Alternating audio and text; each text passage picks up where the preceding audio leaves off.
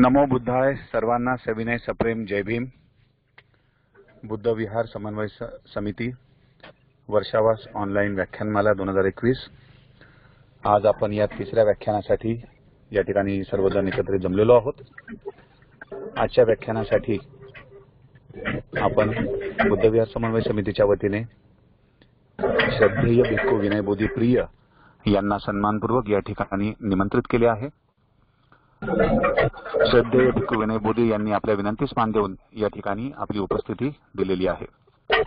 बुद्ध विहार समन्वय समितीच्या वतीने तसेच उपासक उपासिका बंधू भगिनींच्या वतीने मी श्रद्धेय भिक्खू विनय बोधी प्रिय यांचं अगदी मनापासून त्रिवार पंचांग प्रणाम करून हार्दिक हार्दिक स्वागत करतो. बुद्ध विहार समन्वय समितीचे सन्माननीय मुख्य संयोजक गुरुवर्य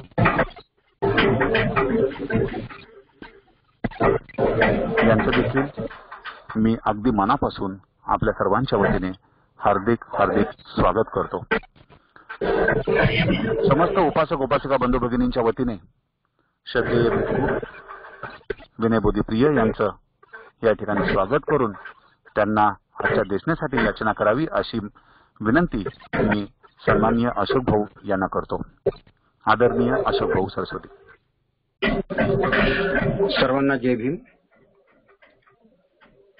महाकारुणिक तथागत सम्यक संबुद्ध परमपूज्य बोधिसत्व डॉक्टर बाबासाहेब आंबेडकर, महात्मा ज्योतिबा फुले, सद्गुरू कबीर महाराज गाडगे बाबा यांच्या पावन स्मृतींना मी विनम्र अभिवादन करतो. पृथ्वीच्या पाठीवर बुद्धाच्या धम्माचा प्रसार प्रचार करण्यासाठी जे अविरत भ्रमण करीत आहेत आणि स्वतः अरहंत होण्यासाठी जे परिश्रम करत आहेत त्या सर्व श्रमणांची मी सर्वप्रथम आपल्या सर्वांच्या वतीनं क्षमायाचना करतो. म्हणते आम्हा सर्वांकडून बुद्ध धम्म आणि संघ या तीन रत्नांप्रती काही दोष घडला असेल तर आम्हा सर्वांना आपण क्षमा करावी. या क्षमा याचनेनंतर त्यांना पंचांग प्रणाम करतो. आज आपल्याला ज्यांना ऐकायचं आहे, ज्यांची देसना ग्रहण करायची आहे, ते पूजनीय भिक्खू विनय बोधी प्रिय यांना सर्वांच्या वतीनं पंचांग प्रणाम करून त्यांचं स्वागत करतो. या व्याख्यानमालेमध्ये श्रोते म्हणून जे आपला वेळेचं दान करत आहेत त्यापैकी जे श्रेष्ठ आणि ज्येष्ठ आहेत त्या सर्वांना मी नमन करतो, वंदन करतो. आणि जे माझ्या बरोबरीचे असतील, माझ्यापेक्षा लहान असतील, त्यांना मी मैत्रीपूर्ण जय भीम करतो. या व्याख्यानमालेचे मुख्य समन्वयक शील सदाचार संपन्न बंधुवत मित्र प्राध्यापक उमेशजी पाठारे, त्यांना सहकार्य करणारे त्यांचे चिरंजीव हर्षवर्धन पाठारे आणि सर्व उपस्थित उपासक उपासिका बंधू आणि भगिनींनो, आपण भंतेंना ऐकणार आहोत. तत्पूर्वी आपण त्यांना श्रीचरण पंचशिलेची याचना करूया आणि त्यानंतर त्यांची देसना ऐकूया. अरहं सम्मा संबुद्धो भगवान् बुद्धं भगवन्तं अभिवादयामि. साक्षातो भगवता धम्मो धम्मं नमस्सामि. सुपटिपन्नो भगवतो सावक संघो संघं नमामि. ओकास अहं भन्ते ती शरणेन सद्धिं समन्नागत. ओकास अहं भन्ते ती शरण सॉरी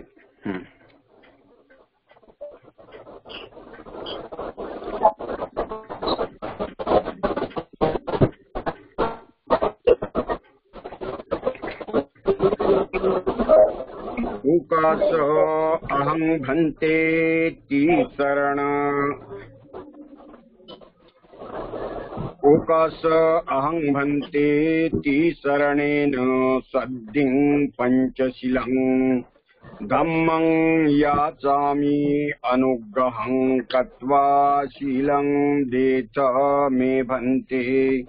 द्वितीयंपि ओकास अहं भन्ते ती शरणेन सद्धिं पंचशीलं धम्मं याचामि अनुग्रहं कत्वा शीलं देथ मे भन्ते.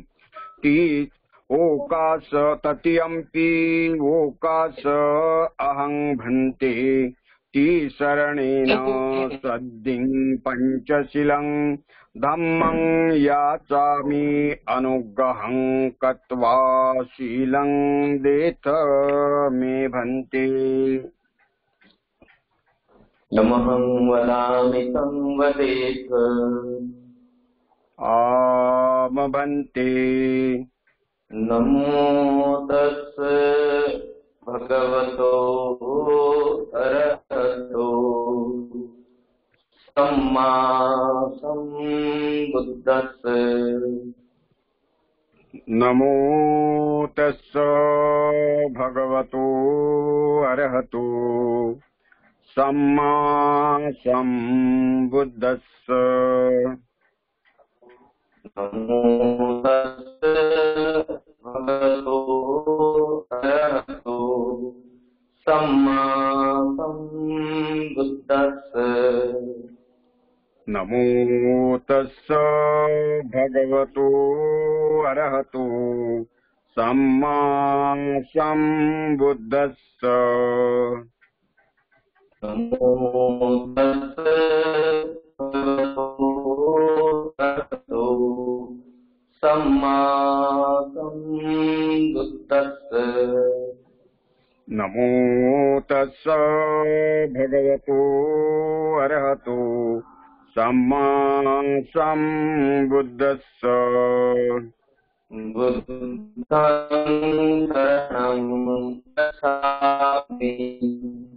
बुद्धं शरणं गच्छामि. बुद्धं शरणं गच्छामि. धम्मं शरणं गच्छामि.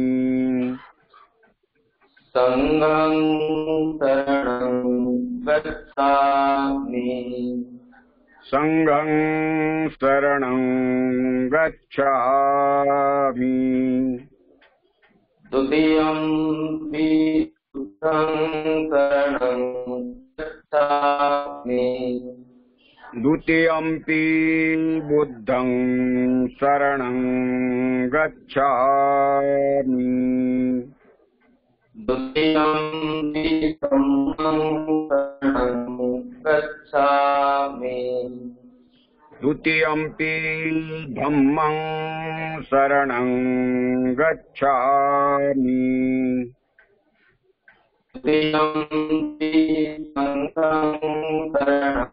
संघं शरणं गच्छामि द्वितीयम्पि संघं शरणं गच्छामि तृतीयम्पि बुद्धं शरणं गच्छामि तृतीयम्पि बुद्धं शरणं गच्छामि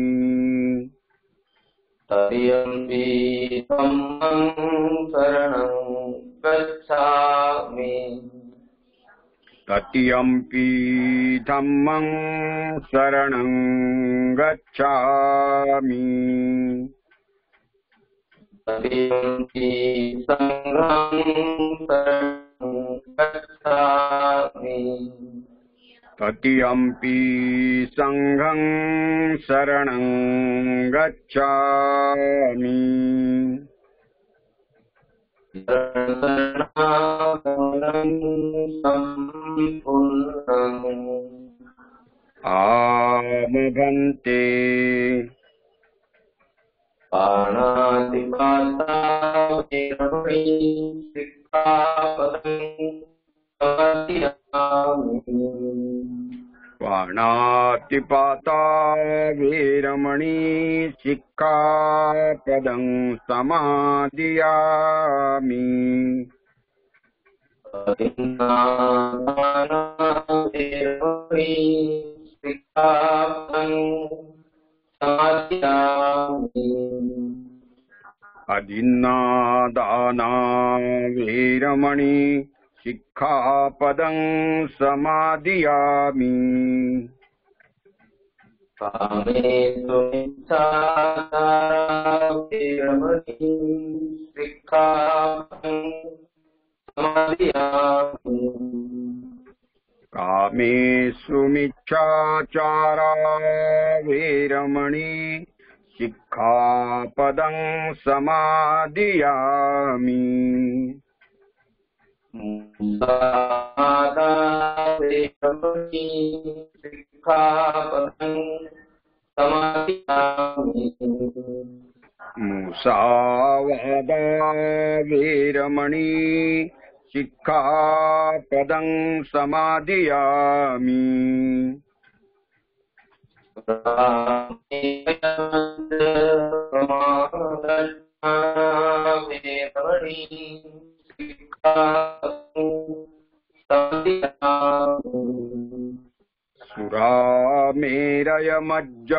सुरामेरयमज्जपमादट्ठाना वीरमणि सिक्खापदं समादियामि साधु शीलं धम्मं साधु संरक्षितं दत्त्वा अपमाने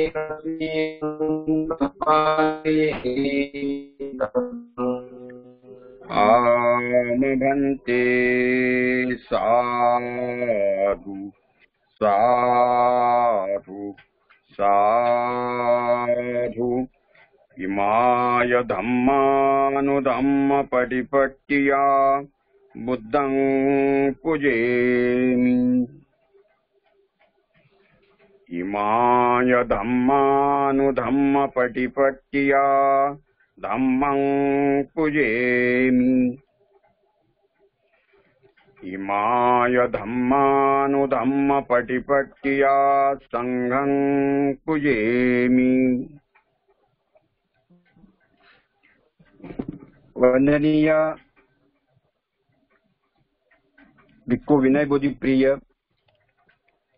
आणि सर्व उपासक उपासिका बंधू भगिनींनो, काल भंते सुंथरो यांनी धम्मचक्र प्रवर्तन या विषयाला थोडक्यात हात घातला.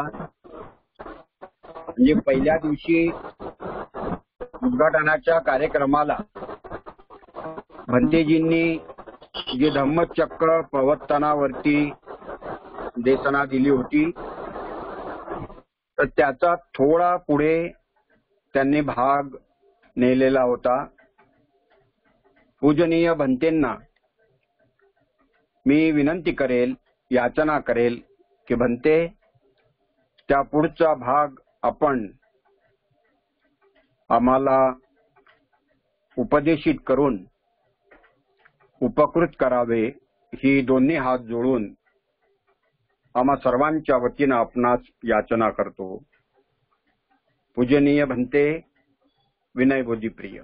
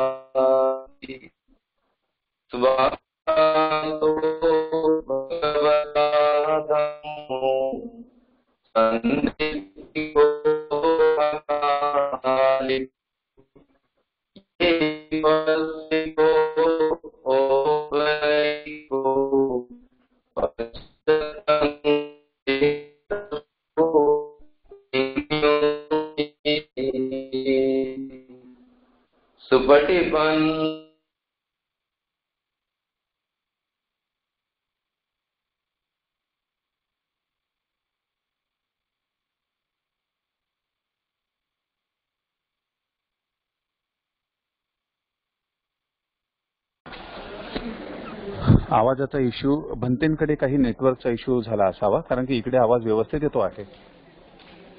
तरी देखील मी बघतो. एक मिनिट हा, प्लीज होल्ड करा.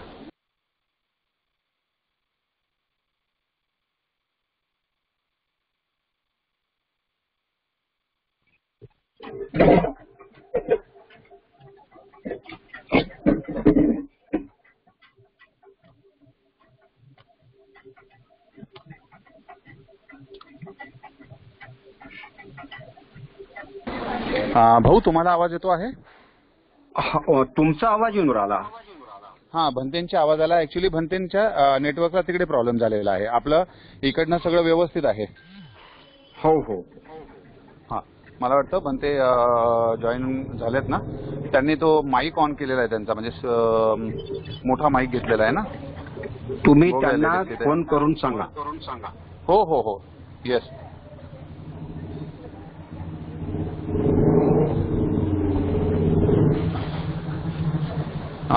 भंते डिस्कनेक्ट झालेले आहेत. भंतेंकडे थोडा नेटवर्क, हो, भंतेंकडे नेटवर्कचा इश्यू झालेला आहे. प्लीज होल्ड ऑन, होल्ड करा. हा, होल्ड करा. जॉईन होतील, लगेच जॉईन होतील. हा, हॉटस्पॉट करू. एक मिनिट. उधर से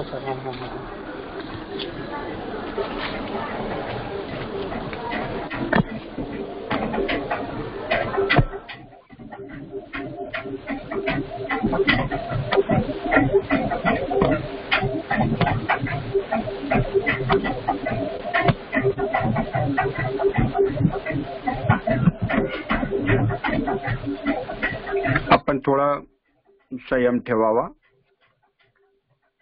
असे व्यत्यय ऑनलाईन प्रोग्राम मध्ये येत राहतात.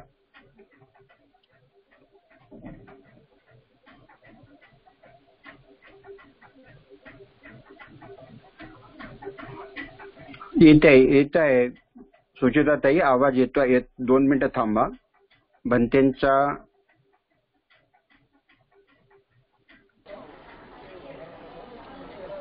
नेटवर्क मध्ये थोडा प्रॉब्लेम आहे, प्रयत्न करतायत. कोणाचा? बंगारवाला एक जात होता, त्याचं ते रॉड स्क्रॅच झाला तो. आपल्याला हा. मग नशिबा गाडीत बसलेला होता, मग? कळलं तरी. मग काही त्याचा मालक आला होता, हा. नाही उद्या मी करून देतो काय असेल ते. काय झालं? नाही नाही नाही कुछ नाही झाला नाहीये. जाऊन दादू हे बंद झालं बघ ना. काय हे सगळं ना त्या भंतेंचा आवाजच नाही येते. भंते जॉईन होत नाहीयेत ऍक्च्युली. डिस्कनेक्ट जे झालेत ना ते अजून कनेक्ट होत नाहीयेत. 1 मिनिट. तुम्ही त्यांना फोन केला का? भंतेंचा फोन लागतोय का बघ? भंतेंचा फोन लागतो का बघ? भंतेंचा असं जर असलं तर लगेच फोन करायचा. हा जॉईन झाले. हा भंते जॉईन झालेले आहेत. हा भंते आवाज येतो? आणि त्यांना सांगा तो जो मायक्रोफोन आहे तो आवाज काढून येतो? टाका म्हणा. मला आवाज येऊन नाही राहिला भंतेंचा. भंते तू माईक हॅलो. बाजूला करून टाका. हा नाही, मी एअरफोन वापरलाय, म्हणजे मोबाईलचा एअरफोन आहे, त्याच्यावर आवाज येईल तुम्हाला. आता बघा, मला सांगा तुम्ही. भंते आवाज येतो आहे?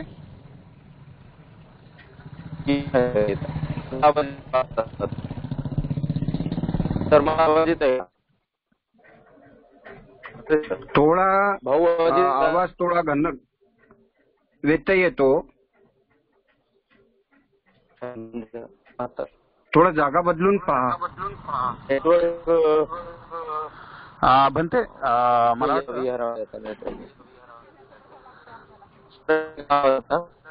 तुम्ही माईकला जे कनेक्ट झालेला आहात त्याऐवजी डायरेक्ट मोबाईलला कनेक्ट व्हाल का प्लीज? माईक बंद आहे सर. अच्छा बरं ओके. हॅलो. ठीक आहे. आज नेटवर्कचा काहीतरी इश्यू असावा, दुसरा काही प्रॉब्लेम? आवाज येत आहे का? हो आता आवाज येतो तुमचा. प्रॉब्लेम. हो ओके.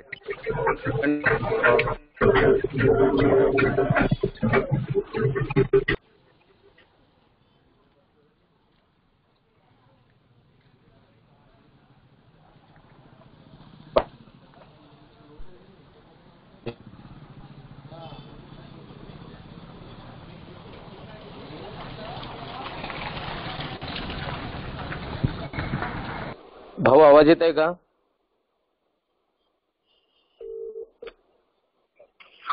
सर आवाज येत आहे का माझा? हो येतो आहे ना. येत आहे ना? माईक हा चालूच राहील. माईक चालू.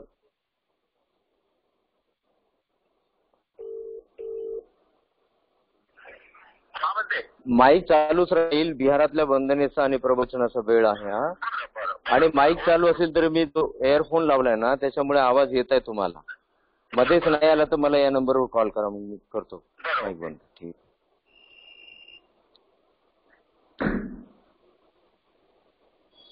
आपण सर्व या वेळेला उपस्थित आहात.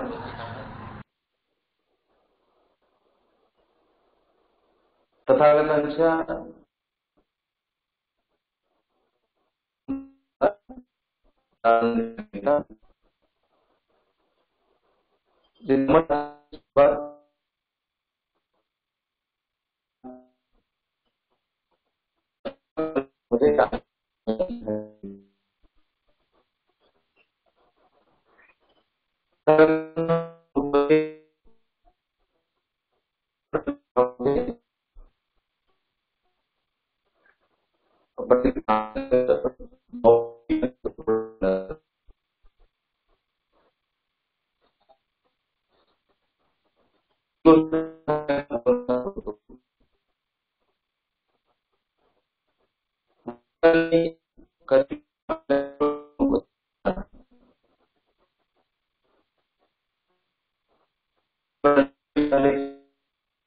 तो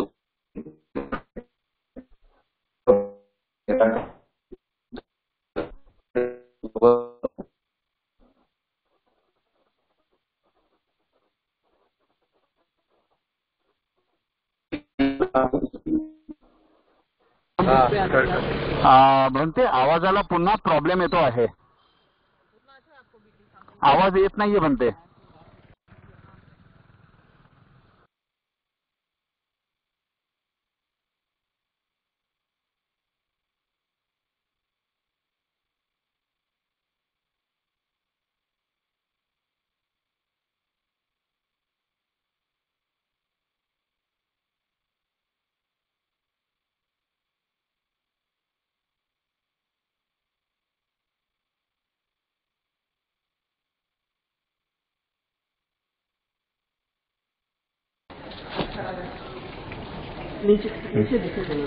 हॅलो.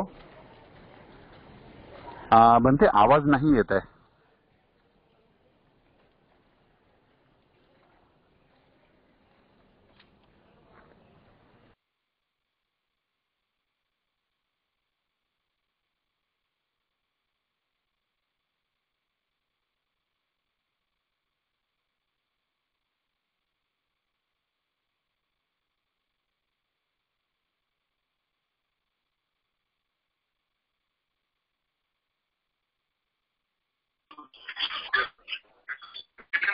आता आता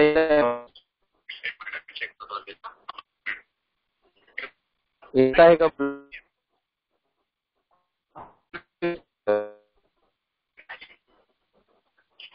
माईक अनम्यूट आहे आणि मी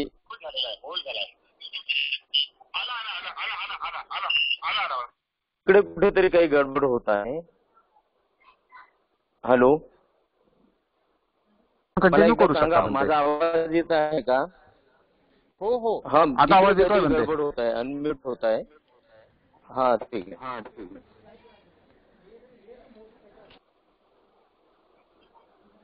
पाच परिव्राजकांनी भगवंतांना प्रथम बुद्धत्व प्राप्तीनंतर पाहिल्यानंतर जो प्रश्न केला होता की तुझी कांती अत्यंत सकाकून दिसते आहे, तुझी चर्या अत्यंत गंभीर आहे, मुद्रा अत्यंत प्रसन्न आहे,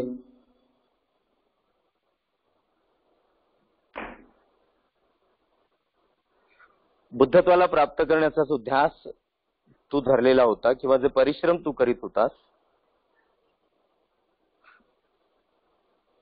तो ध्यास पूर्ण झाला की काय? त्यावेळेला भगवंतांनी त्या 5 जणांना आपल्या सोबत घेतले आणि बुद्धत्वाचा जो अर्थ आहे, बुद्धत्वाच्या ज्ञानाचा जो अर्थ आहे त्याचे स्पष्टीकरण दिले, त्याचे वर्णन केले आणि तो तथागतांचा प्रथम उपदेश ठरला, जो धम्मचक्र प्रवर्तन नावाने संपूर्ण बौद्ध साहित्यामध्ये प्रसिद्ध आहे. अगदी सरळ भाषेत तथागतांनी जे सत्य वर्णन केले ते सत्य बुद्धत्वाचा आधार, बुद्धत्वाचे ज्ञान आहे. त्या 5 जणांना एकत्र करून भगवंतांनी त्यांना संबोधित केले. अगदी मी धम्मचक्र प्रवर्तन सूत्राचा अर्थ तसा आपण सांगत आहे. भगवंतांनी त्या 5 जणांना एकत्र केले आणि त्यांना उद्देशून म्हटले की भिक्खूंनो, ग्रहत्यागी असणाऱ्यांनी, प्रभजितांनी जीवनाच्या 2 अंताचा त्याग केला पाहिजे. जे 2 टोक आहेत जीवनाचे त्याचा त्याग केला पाहिजे. जे पहिले टोक आहे ते म्हणजे कामेसु काम सुखल्लिका अनुयोगो, जे काम सुखामध्ये लिप्त राहतात, जे भौतिक सुखामध्ये लिप्त राहतात, दुःख सतत त्यांच्या समवेत असते. पृथकजनांनी अर्थात पंडितजनांनी, विज्ञजनांनी, सुज्ञ पुरुषांनी त्याला हीन असे म्हटलेले आहे, जे दुःख उत्पन्न करणाऱ्या. हे जीवनाचे एक टोक आहे. आणि दुसरे अत्तकील मदान योग दुःख, अत्तकील मथान योग दुःख. शरीरामध्ये या पायीच्या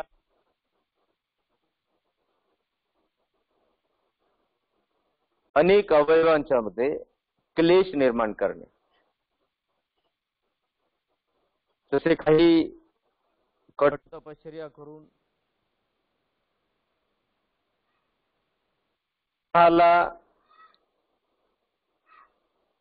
कठोर बनविण्याचा प्रयत्न करतात आणि ज्यामध्ये त्यांच्या कायेमध्ये क्लेश उत्पन्न होतात, ज्यामुळे मनुष्य हा अशांत होतो. सुज्ञ पुरुषांनी, पंडितांनी, विज्ञजनांनी याला सुद्धा हीन मार्ग असं म्हटलेलं आहे. आणि त्यामुळे केवळ आणि केवळ दुःख उत्पन्न होतात. हे दोन जीवनाचे अंत आहेत, हे दोन टोक आहेत. आणि याचा प्रयोजितांनी, ग्रहत्यागी असणाऱ्यांनी त्याग केला पाहिजे. मी हे केले. भगवान बुद्ध त्या 5 जणांना उपदेश करताना, त्याचे वर्णन करताना सांगतात की भिक्खूंनो, हे मी केले. काय केले? या दोन्ही अंताचा त्याग केला. आणि भिक्खूंनो, मी मध्यम मार्गाचा स्वीकार केला, मध्यम मार्गाचा अंगीकार केला. मध्यम मार्ग काय आहे? मध्यम मार्ग दुसरे तिसरे काही नसून तो आर्य अष्टांगिक मार्ग आहे, ज्यामध्ये सम्यक दृष्टी, सम्यक संकल्प, सम्यक वाचा, सम्यक कर्मांत, सम्यक आजीविका, सम्यक व्यायाम, सम्यक स्मृती आणि सम्यक समाधी यांचा समावेश होतो. भगवंतांनी म्हटले, भिक्खूंनो, जीवनाच्या या दोन अंताचा त्याग करून मी मध्यम मार्गाचा अंगीकार केला, अवलंब केला. आणि मध्यम मार्गाचा अवलंब करण्याने मला श्रेष्ठ सत्याचे ज्ञान झाले. पूर्वी आपण ऐकले आहे आणि आपण त्याबद्दल जाणलेला आहे की हा मध्यम मार्ग बुद्धत्वाच्या अंतिम समय, अगदी शेवटचे जे 8 धर्म, बोधिपाक्ष धर्मामध्ये बोधिसत्वांनी अंगीकारले, अनुसरण केले, त्यातले शेवटचे 8 धर्म म्हणजे आर्य अष्टांगिक मार्ग. बुद्धत्व प्राप्तीच्या आधी बोधिसत्वांनी या अष्टांगिक मार्गाचा अवलंब केला, मध्यम मार्गाचा अवलंब केला. आणि त्याचे वर्णन म्हणजे बुद्धत्वाचे ज्ञान काय आहे त्याचे वर्णन भगवान सम्यक संबुद्ध करताना म्हणाले, भिक्खूंनो, जीवनाच्या या दोन अंताचा त्याग करून मी मध्यम मार्गाचा स्वीकार केला, मध्यम मार्गाचा अंगीकार केला. हा मध्यम मार्ग म्हणजे आर्य अष्टांगिक मार्ग होय. आणि या मध्यम मार्गाचा अवलंब करण्याने भिक्खूंनो मला श्रेष्ठ सत्यांचे दर्शन झाले. या मध्यम मार्गाचा अवलंब करण्याने भिक्खूंनो मला श्रेष्ठ सत्याचे दर्शन झाले. बुद्धत्व हे आहे असे मी सहजासहजी ग्रहण केले नाही, ग्राह्य धरले नाही. जे 4 श्रेष्ठ सत्य आहेत, दुःख, दुःख समुदय, दुःख निरोध, दुःख निरोध गामिनी प्रतिपदा, या 4 श्रेष्ठ सत्याला मी प्रत्येक एका सत्याला तिहेरी स्वरूपात जाणले. दुःखाला तिहेरी स्वरूपात जाणले, दुःख समुदायाला तिहेरी स्वरूपात जाणले, दुःख निरोधाला तिहेरी स्वरूपात जाणले. 3 प्रकार. भिक्खूंनो, पहिल्यांदा हे दुःख म्हणजे तरी काय? दुःखाचे निवारण करण्यासाठी दुःख म्हणजे काय हे आधी जाणून घेतले पाहिजे. पूर्वी देखील आपण ऐकले आहे, जसे ढोबळपणे एक उदाहरण आपल्याला लक्षात येईल की एखादी रेषा जर आपल्याला मिटवायची असेल, पुसून काढायची असेल, तर पहिल्यांदा ती रेषा आपल्याला पाहावी लागते. रेषा पाहिल्याशिवाय ती रेषा आपल्याला मिटवता येणार नाही. त्याप्रमाणे पहिल्यांदा तर हे समजून घ्यावे लागेल दुःख म्हणजे काय. भगवंतांनी त्या 5 जणांना दुःखाची व्याख्या सांगितली. कोणते श्रेष्ठ सत्य आहे जे मी जाणले? भगवंतांनी सांगितले, भिक्खूंनो, जातीपि दुःखा, जरापि दुःखा, व्याधिपि दुःखो, मरणंपि दुःखं, अप्येहि संपयोगो दुःखो, पियेहि विपयोगो दुःखो, यंपिच्छं न लभति तंपि दुःखं, संखित्तेन पंचोपादान खंदा दुःखा. यातल्या काही गोष्टी पूर्वी जरी आपण ऐकल्या असतील तरी धम्मचक्र प्रवर्तनाचा क्रमशः सार जर आपल्याला ऐकून घ्यायचा आहे तर ते पुन्हा एकदा आपण समजून घेतलं पाहिजे. आणि मग भगवंतांनी दुःखाची व्याख्या सांगितली. दुःख म्हणजे काय? जन्मापासून दुःखाची सुरुवात होते. सत्व आहे, नाम आणि रूपाने युक्त आहे, जे शारीरिक आकार आहे आणि त्या शारीरिक आकारामध्ये चित्त आहे, तरच दुःखाची त्याला चाहूल लागेल किंवा दुःख त्याला होईल किंवा दुःखाचा त्याला अनुभव होईल किंवा दुःख म्हणजे काय हे त्याला कळेल. आणि मग जन्माला आल्यानंतर जे जीवन जगणे आहे त्या जीवन जगण्यामध्ये नैसर्गिकरित्या जसे जसे वय वाढीला लागले तसे तसे आजार वाढीला लागतात. आजारातून वृद्धत्व येतं आणि वृद्धत्वानंतर मृत्यू येतो. हे दुःख आहे. खरे तर सर्वश्रेष्ठ असलेलं हे दुःख आहे की आजारपण दुःख आहे. काय आहे आजारपण? पोटाचे विकार, कानाचे विकार, नाकाचे विकार, डोळ्याचे विकार, डोक्याचे विकार, हाताचे पायाचे विकार, हे आजारपण आहे. आणि हे आजारपण त्या पीडा निर्माण करणारे आहे. त्या पीडा दुःख आहे. या आजारपणातून जो त्रास होतो तो त्रास दुःख आहे. या आजारपणामुळे वेगवेगळ्या स्वरूपातील असणाऱ्या व्याधीमुळे शरीर पुन्हा पुन्हा खच्ची होत जातं आणि त्यामुळे अधिकाधिक व्याधी त्याला जोडून पुन्हा उत्पन्न होतात. आणि असे होता होता शरीर जसे जसे खच्ची होत गेले तसे तसे ते वृद्धत्वाकडे वळत असते. आणि भिक्खूंनो, हे वृद्धत्व, म्हातारपण म्हणजे दुःख आहे. मग काय आहे म्हातारपण? भगवंतांनी त्याचं वर्णन केले. डोक्याचे केस पिकडे गळून पडणे म्हातारपण आहे, वृद्धत्व आहे. मुखातील दात गळून पडणे वृद्धत्व आहे. मान वाकडी होणे वृद्धत्व आहे. हात वाकडे होणे वृद्धत्व आहे. पाय वाकडे होणे, कंबर वाकडी होणे वृद्धत्व आहे. भिक्खूंनो, हे वृद्धत्व आहे. तुम्ही स्वतःवरून जर पाहाल, अनुभव कराल तर तुम्ही गृहस्थ आणि गृहिणी तुमच्या डोक्यावरील केस तुम्हाला प्रिय असतात. दररोज आणि दिवसातून अनेक वेळा त्या केसाकडे पाहून तुम्ही आनंदित होत असता. ते केस तुम्हाला प्रिय आहेत, त्या केसाचा रंग तुम्हाला प्रिय आहे. आणि जेव्हा वृद्धत्वाच्या कारणाने नैसर्गिकरित्या ते केस पिकू लागतात तेव्हा मात्र तुम्हाला दुःख होतं की अहो, माझे केस किती सुंदर होते, आता हे पिकत आहेत. आणि असं म्हणून ते दुःख तुम्ही करत असता. ते पिकलेले केस जेव्हा गळून पडतात ही नैसर्गिक प्रक्रिया आहे. आणि नैसर्गिकरित्या जेव्हा ते केस गळून पडतात तेव्हा पुन्हा पुन्हा तुम्हाला दुःख होतो की अहो, हे माझे केस किती सुंदर होते आणि ते आता गळून पडत आहेत, माझ्या डोक्यावर आता केस राहणार नाहीत. आणि असे म्हणून तुम्हाला ते दुःख होत असते. तुमचे दात तुम्हाला प्रिय असतात. वृद्धत्वाच्या कारणाने नैसर्गिकरित्या हे दात गळून पडणार हे निश्चित आहे. आणि दात गळून पडतात त्यावेळेलाही मनुष्याला दुःख होतं. मान वाकडी होते. स्नायू वृद्धत्वाच्या कारणाने जन्माला आल्यापासून वृद्धत्वापर्यंत कार्यरत असणारे ते स्नायू कधी ते अंकुचन पावतात तर कधी ते प्रसरण पावतात.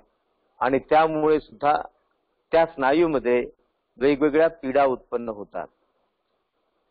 स्नायू दुर्बल होतात आणि त्या कारणाने मान वाकडी होईल, हात वाकडे होतील, पाय वाकडे होतील, कंबर वाकडी होईल. आणि म्हणून सुद्धा स्नायूच्या दुर्बल होण्याने त्या त्या ठिकाणी त्या त्या अवयवामध्ये पीडा उत्पन्न होतात आणि भिक्खूंनो हे सुद्धा दुःख आहे. हे सर्व अनुभव करता करता नैसर्गिकरित्या वृद्धत्वानंतर येणारा मृत्यू, अधिकांश लोक मृत्यूच्या कारणाने भयभीत होत असतात. आणि भिक्खूंनो हे भय, मृत्यूचं असणारं हे भय दुःख उत्पन्न करणारं आहे. भिक्खूंनो हे आहे दुःख. त्या पुढे जाऊन भिक्खूंनो जे अप्रिय असतात, जे आवडत नाहीत, त्यांचा संयोग होतो, त्यांचा सहवास येतो, त्यावेळेला सुद्धा ते मोठं दुःख आहे. त्यावेळेला सुद्धा ते दुःख आहे. जे प्रिय असतात आणि त्या प्रियजनांचा जेव्हा विरह होतो तेव्हा भिक्खूंनो हे सुद्धा दुःख आहे. मनामध्ये ज्या इच्छा उत्पन्न होतात आणि त्या इच्छा जर पूर्ण होत नाहीत तर भिक्खूंनो हे सुद्धा दुःख आहे.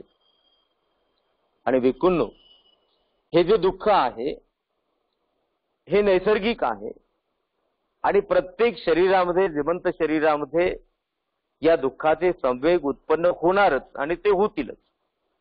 ह्या दुःखाला कोणीही रोखू शकत नाही. भिक्खूंनो हे आहे दुःख. पुन्हा भगवंतांनी म्हटलं की पूर्वी वर्णन केलेले जेवढे काही जे दुःख आहेत हे सर्व दुःख जे उत्पन्न होतात संक्षेपात उपादान स्कंधाच्या कारणाने. पूर्वी अनेकदा आपण ऐकलं आहे की सामान्य माणूस म्हणजे अशिक्षित नाही किंवा निर्धन असलेला किंवा ग्रामीण भागात राहणारा नाही. सामान्य माणूस म्हणजे कितीही उच्च शिक्षित असो, उच्च विद्याविभूषित असो, कितीही धनवान असो, धम्मतत्वाचे ज्ञान जर त्याला नसेल तर तो सामान्य आहे. अशी जी सामान्य माणसं आहेत, ही सामान्य माणसं ज्याला दुःख म्हणतात ते खरं दुःख नाही. कुणी निपुत्रिक असतात त्यांना त्यांचं दुःख आहे, कुणी निर्धन असतात त्यांना त्यांचं दुःख आहे, कोणाकडे गाड्या घोड्या नाहीत त्यांना त्याचं दुःख आहे, कोणाच्या मुलाबाळांचे विवाह होत नाहीत त्यांना त्यांचे दुःख आहे. आणि हे जे व्यावहारिक जीवनात असणारे दुःख आहेत खऱ्या अर्थाने हे खरे दुःख नाही. आणि मग जे दुःख आहे, जे श्रेष्ठ सत्य आहे, हे जे श्रेष्ठ सत्य असलेलं दुःख कोणत्या स्वरूपात उत्पन्न होतं तर भगवंतांनी म्हटलं भिक्खूंनो हे जे दुःख आहे खऱ्या अर्थाने संक्षेपामध्ये 5 उपादान स्कंधामध्ये ते सामावलेलं आहे. ते पंचस्कंध आहे.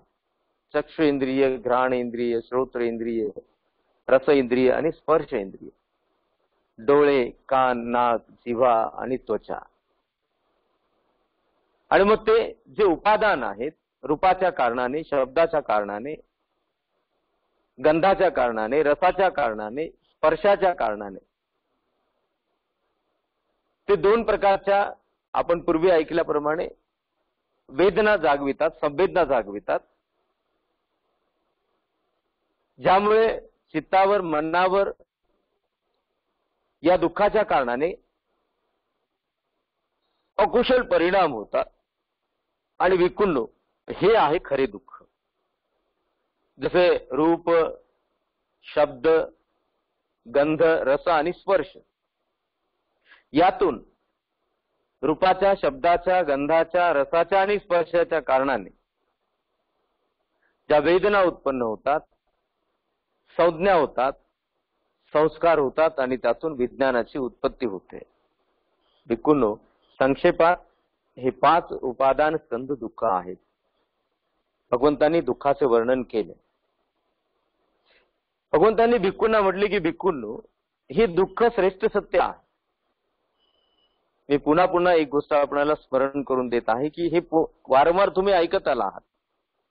अनेकदा मी स्वतः सुद्धा या गोष्टीबद्दल बोललेलो आहे, परंतु सातत्याने जर आपण त्याबद्दल स्मरण करत राहिलो तर आपल्याला मात्र त्याची स्मृती होईल आणि आपल्याला त्यातून पुन्हा एकदा उत्साह वाटेल.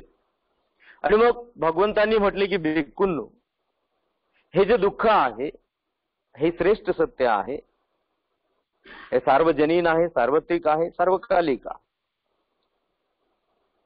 सृष्टीच्या उत्पत्तीपासून सृष्टी अस्तित्वात असेपर्यंत हे दुःख आहे आणि याच याच स्वरूपात ते आहे, त्याचा अर्थही तोच आहे. तो पूर्वी होता, वर्तमानात आहे आणि भविष्यातही तोच राहणार आहे. ते सार्वकालिक आहे, ते सार्वत्रिक आहे. विश्वातल्या कोणत्याही देशामध्ये, कोणत्याही भूखंडामध्ये त्या दुःखाचा अर्थ तोच आहे. आणि दुसरीकडे कितीही हजारो मैलानंतर दुसऱ्या भूखंडामध्ये पाहिलं तर त्या दुःखाचा अर्थ तोच आहे आणि हे श्रेष्ठ सत्य आहे. हे सार्वजनीन आहे, सार्वत्रिक आहे, सार्वकालिक आहे, सार्वजनीन आहे. धनवान असणाऱ्यांच्यासाठी सत्य तेच आहे, निर्धन असणाऱ्यांच्यासाठी ते सत्य तेच आहे. सौंदर्यवान असणाऱ्यांच्यासाठी त्या सत्याचा अर्थ तोच आहे आणि असौंदर्य असणाऱ्यांच्यासाठी सुद्धा त्या सत्याचा अर्थ तोच आहे. सौंदर्यवान असणाऱ्यांच्यासाठी जर पाहिले तर त्यांना प्रिय असणारा व्यक्ती त्यांच्यापासून दूर गेला तर त्यांना दुःख होणार आहे आणि असुंदर असणाऱ्यांना देखील या कारणाने तेच दुःख होणार आहे जे सुंदर असणाऱ्यांना होत असते. हे सार्वत्रिक आहे, सर्वांच्यासाठी समान आहे आणि म्हणून हे सत्य श्रेष्ठ आहे. म्हणून हे सत्य श्रेष्ठ आहे. त्याचे वर्णन करताना भगवंतांनी म्हटलंय की भिक्खूंनो, हे दुःख आहे असे पूर्वी कोणी ऐकलेच नाही. जर कोणी ऐकले नाही तर अर्थातच ते कोणी कोणाला सांगितलेही नाही. उब्बे अननुसुतेषु धम्मेषु, पूर्वी अनुश्रुत असलेला हा धम्म आहे, हे दुःख आहे. हे दुःख पूर्वी सुद्धा होतं पण ते कोणी जाणलं नाही आणि जर कोणी जाणलं जरी असेल तरी ते कोणीही कुणाला सांगितलेलं नाही, कोणी कुणाच्या द्वारे ते ऐकलेलं नाही. उब्बे अननुसुतेषु धम्मेषु, दुःखाबद्दल भगवंतांनी सांगितले की हे श्रेष्ठ सत्य आहे. हे पूर्वी अनुश्रुत असलेला हा धम्म आहे, हा स्वभाव आहे. याबद्दल मला चक्षु उत्पन्न झाला, चक्षुमुदपादी, दृष्टी उत्पन्न झाली. हे श्रेष्ठ आहे, या सत्याला कोणीही नाकारू शकत नाही. विश्वातला कोणत्याही भूखंडात असलेला मनुष्य हे नाकारूच शकत नाही की वृद्धत्वामुळे त्याला दुःख होत नाही. मान वाकडी होणे, कंबर वाकणे, पाय वाकणे, हात वाकणे, हाताचे बोट वाकणे, पायाचे बोट वाकणे, हे विश्वातील सबंध भूखंडामध्ये असलेल्या प्रत्येक मानवमात्रांच्या करिता समान आहे आणि प्रत्येकालाच याचे दुःख आहे. प्रियजनांचा विरह हे सार्वत्रिक आहे आणि सर्वांनाच त्याचे दुःख आहे. भगवंतांनी म्हटले भिक्खूंनो, हे पाहण्याची दृष्टी मला उत्पन्न झाली. हे मी पाहिले, हे मी पाहिले, हे पाहण्याची दृष्टी उत्पन्न झाली. चक्षुनुत्पादी ज्ञानं उत्पादी, आणि भिक्खूंनो, या संबंधीचे ज्ञान उत्पन्न झाले. हे दुःख आहे, या संबंधी उत्पन्न झाले. इच्छा उत्पादी, त्याबद्दलची इच्छा उत्पन्न झाली, ज्ञान उत्पन्न झाले, अनुभूत असा लख प्रकाश चित्तामध्ये त्यावेळी उत्पन्न झाला. प्रकाश ही उपमा आहे. अंधार खोटीत असलेल्या सूक्ष्म वस्तू पाहण्याकरिता प्रकाशाची आवश्यकता आहे. प्रकाश हातात असेल तर कितीही गडद अंधारात असलेल्या अत्यंत सूक्ष्म आणि सूक्ष्म असलेल्या वस्तू सुद्धा दृष्टीस पडू शकतात. त्याप्रमाणे भिक्खूंनो, चित्तामध्ये हा आलोक उत्पन्न झाला, ही दिव्य दृष्टी उत्पन्न झाली, हा दिव्य प्रकाश उत्पन्न झाला, ज्यामुळे अत्यंत आणि अत्यंत सूक्ष्म स्वरूपात असलेले जे दुःख आहे ते मला दिसले. आलोक उत्पन्न झाला. भिक्खूंनो, हे दुःख आहे.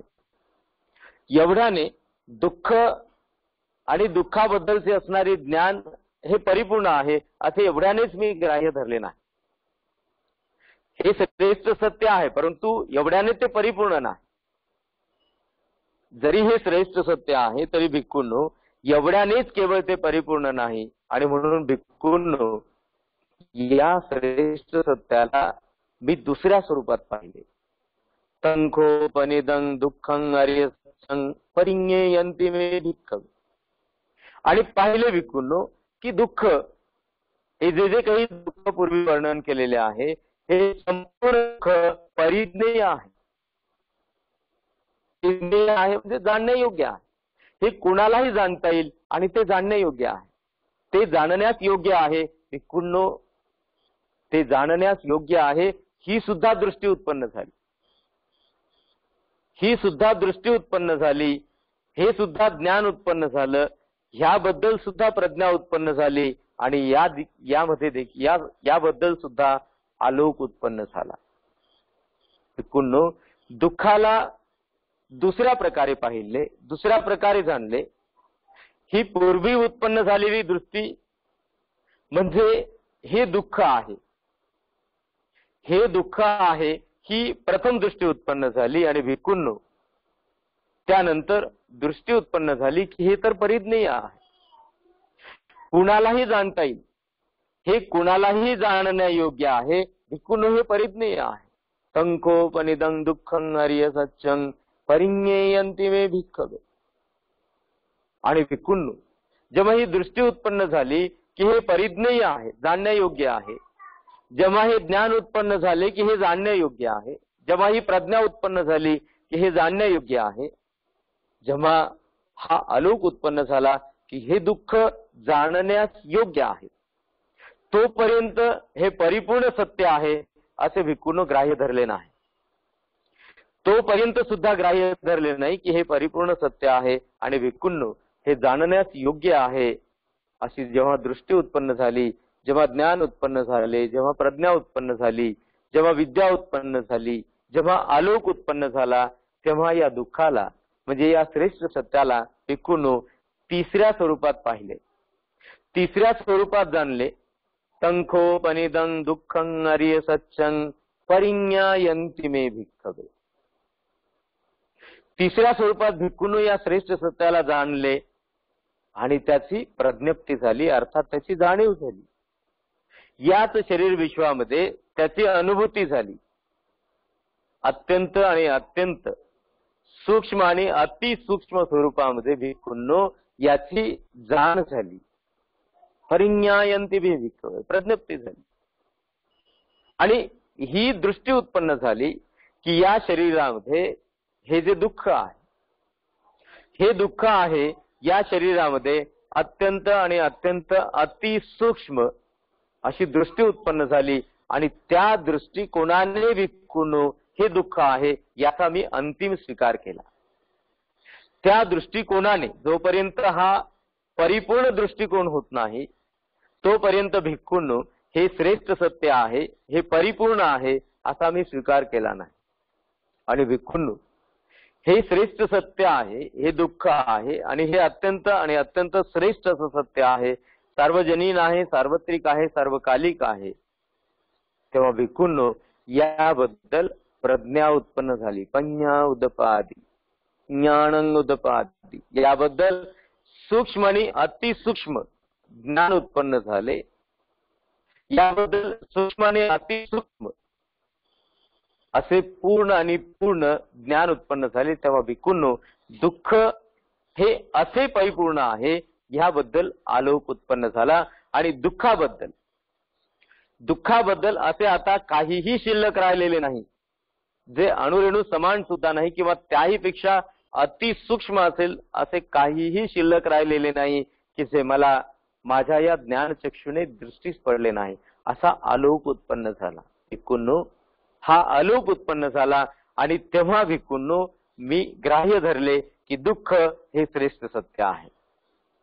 तेव्हा हे परिपूर्ण सत्य आहे असे ग्राह्य धरले. भिक्खूंनो, हे ज्ञानाचे दर्शन होते, हे विशुद्धीच्या ज्ञानाचे दर्शन होते, हे ज्ञान दर्शन होते. तेव्हा भिक्खूंनो, हे जे प्रथम सत्य आहे आणि हे श्रेष्ठ आहे असे मी ग्राह्य धरले. तेव्हा त्याचा मी स्वीकार केला. हे श्रेष्ठ सत्य आहे त्याचा मी स्वीकार केला. दुःख हे सत्य आहे. आता अनेकदा आपण दुःखाबद्दल स्वयं जाणून घ्यावायचे. भगवंतांनी सांगितले त्याला आपणाला कसं पचवता येईल, आपणाला ते कसं आत्मसात करता येईल, त्याचा स्वीकार आपण कसा करावा, हे आपणाला विथ एक्सपिरियन्स म्हणजे अनेक वार आपणाला त्याचा आपल्या स्वतःशी निगडीत आपल्या जीवनाशी सुसंगत अशा गोष्टींच्या मध्ये आपणाला त्याचा अनुभव केला पाहिजे. जसं मी अनेकदा सांगतो एखादा मृत्यू आहे आणि मृत्यू दुःख आहे, मरणंपी दुःख. मग माझा मृत्यू असेल किंवा इतरांचा मृत्यू असेल, मृत्यू हे दुःख आहे. आणि दुःख आहे म्हणून केवळ आणि केवळ ते दुःखच करत राहणे आणि जीवनभर त्या दुःखाला आपल्या सोबत एक ओझ म्हणून सांभाळणे, भगवंतांनी हे सांगितले नाही.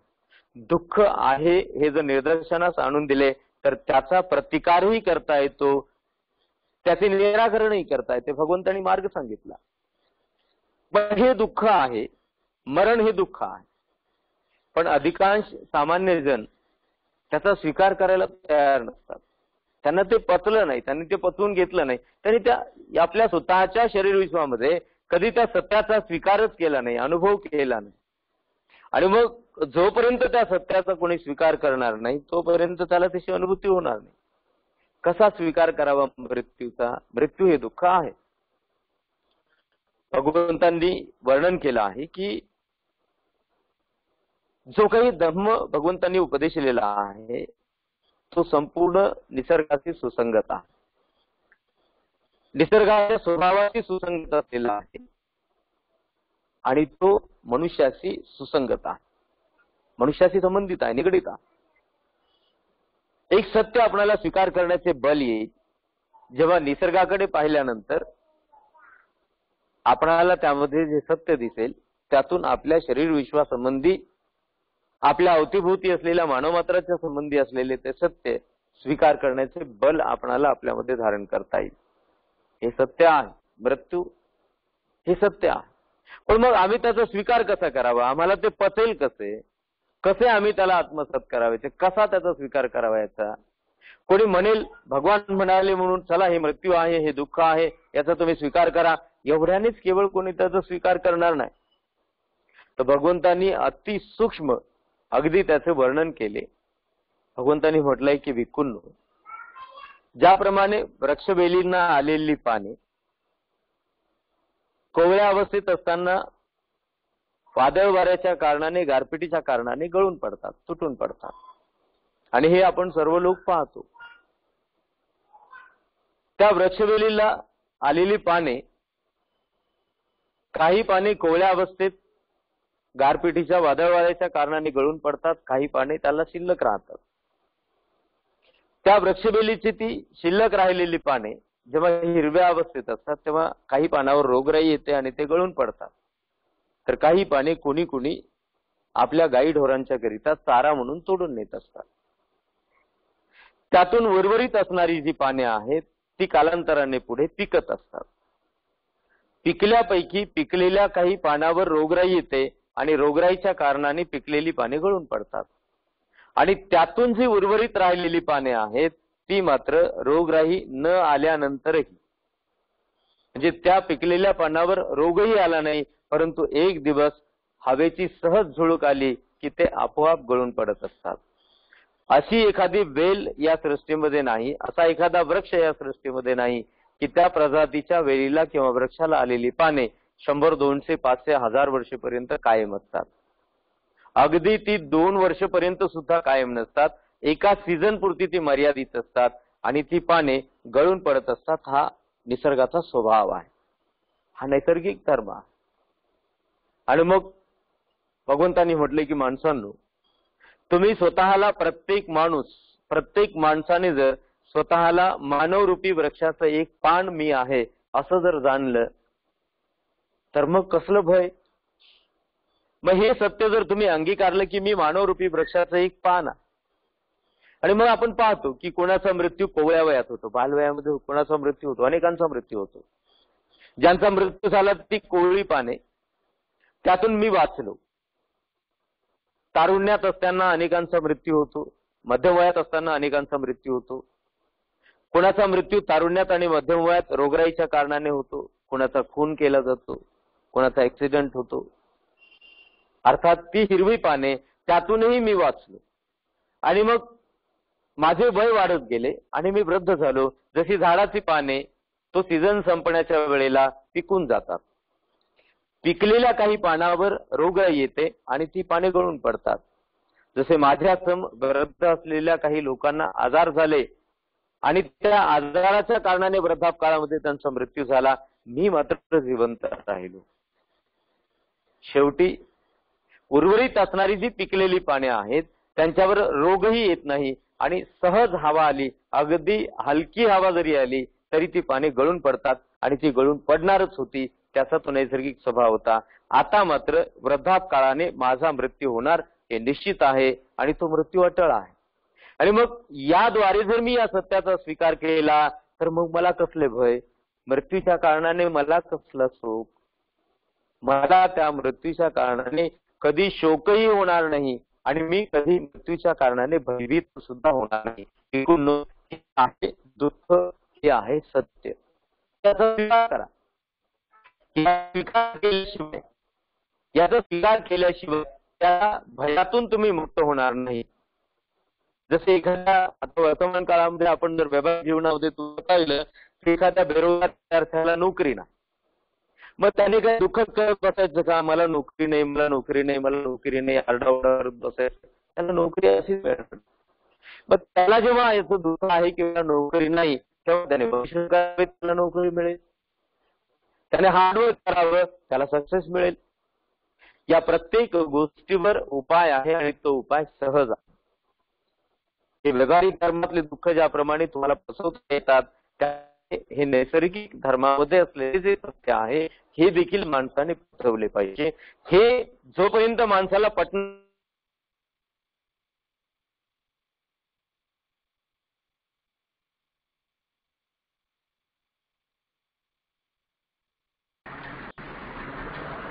हेलो,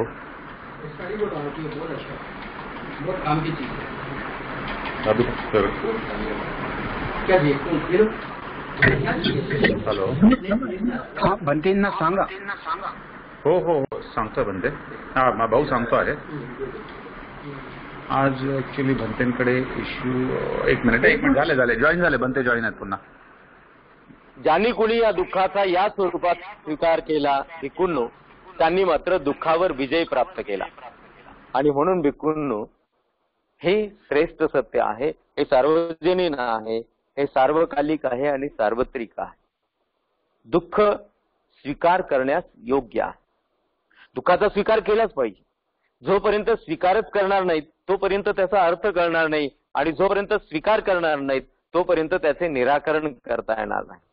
व्यावहारिक धर्मामध्ये जसे दैनंदिन जीवनामध्ये आपण आपल्या समोर असलेले एखादा पदार्थ असेल, तो पदार्थ आपल्या समोर ठेवलेला आहे, डोळ्याने त्याची चव कळत नाही तर आपण चाखल्याशिवाय, जिभेवर ठेवल्याशिवाय आपल्याला त्याची चव कळणार नाही. आणि म्हणून भिक्खूंनो याचा स्वीकार करत असताना त्याच्या स्वभावानुसार त्याचा स्वीकार केला पाहिजे आणि त्या स्वभावाला आपण हा स्वभाव आहे आणि हे त्याचे सत्य आहे, हे त्याचे मूळ आहे असे जेव्हा जाणून घेतले, एखाद्या मनुष्याने जाणून घेतले तर भिक्खूंनो त्याने त्याचा स्वीकार केला असा त्याचा अर्थ होईल. अनेकदा असं होतं, मी यापूर्वी देखील आपल्याला येथूनच सांगितलेलं आहे, आपल्याला आठवत असेल मागच्या वेळी सुद्धा मी ही गोष्ट सांगितली. मी पुन्हा एकदा तसं पुनरुच्चार करतो कारण व्यावहारिकतेमध्ये ह्या सर्व गोष्टी आपल्याला दररोज दिसतात आणि अधिकांश लोक यामध्ये फसलेले आहेत. वास्तविक बुद्धाचा हा उपदेश किंवा बुद्धाचा कोणताही उपदेश आपण ऐकतो आहोत जी आपण स्वतःची फसवणूक करून घेतलेली आहे त्यातून आपल्याला मुक्त करावायचा आणि त्यासाठी आपण बुद्धाचा उपदेश ऐकतो. एक व्यावहारिक धर्मामध्ये असलेलं तुमच्या गृहस्थ आणि गृहिणींच्या मध्ये सत्य भगवंतांनी म्हणून सांगितलेलं आहे, त्यांनी नाकारलं, त्यांना मात्र दुःख कधीच दूर करता येणार नाही, ते दुःखातून कधीच स्वतःची सुटका करू शकणार. एका गोष्टीला जरी नाकारलं तरी त्याला जोडून अनेक गोष्टी त्यांचा पाठलाग करते आणि जीवनभर जीवितपर्यंत त्यांना ते दुःख भोगावे लागतील. एका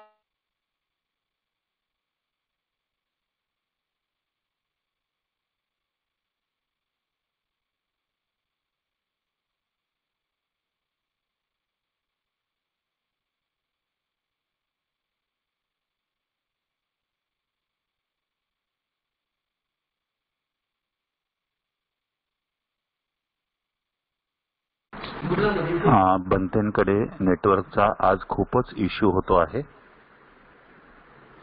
डायरेक्ट डिस्कनेक्ट होऊन जातात बनते.